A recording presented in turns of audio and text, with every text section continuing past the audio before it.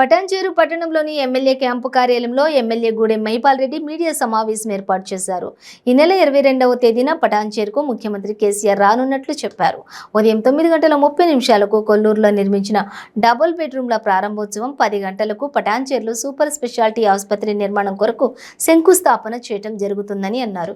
పటాన్చేరులోని freedom పార్క్లో 150 అడుగుల జాతీయ పతాక ఆవిష్కరణ, రహదారుల భవన నిర్మాణ శాఖ అతిథి గృహం ప్రారంభోత్సవం ఉంటుందని అన్నారు. ఈ కార్యక్రమానికి సుమారు 40,000 మంది జన సమీకరణ చేయనున్నట్లు చెప్పారు.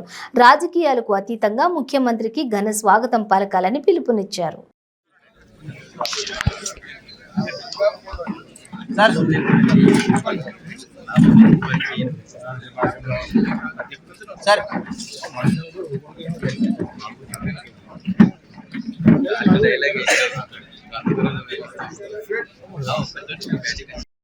₹1,85,00,000 సివిల్ వర్క్ ఉంది.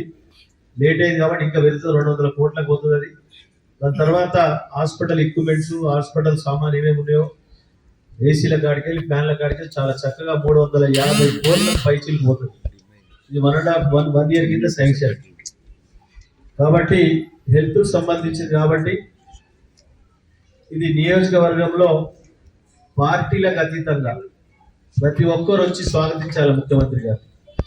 ఎందుకంటే 2 సంవత్సరాల 2 టర్ములు నేను మీ అందరి ఆశీర్వాదంతో శాసనసభ్యుగా పనిచేసిన, కానీ ఇంత పెద్ద వర్క్ చేసినంత తృప్తి నాకు ఎక్కడ లేదు, కనబడలేదు.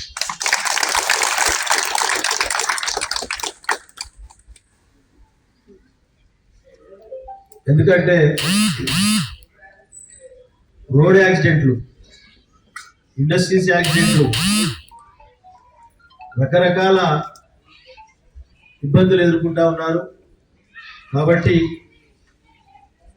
మన ఆవరణంలో, మన ప్రాంతంలో, నియోజకవర్గ స్థాయిలో ఎటు చూసినా 15 కిలోమీటర్ డిస్టెన్స్ లో హాస్పిటల్ సెంటర్ అవుతుంది.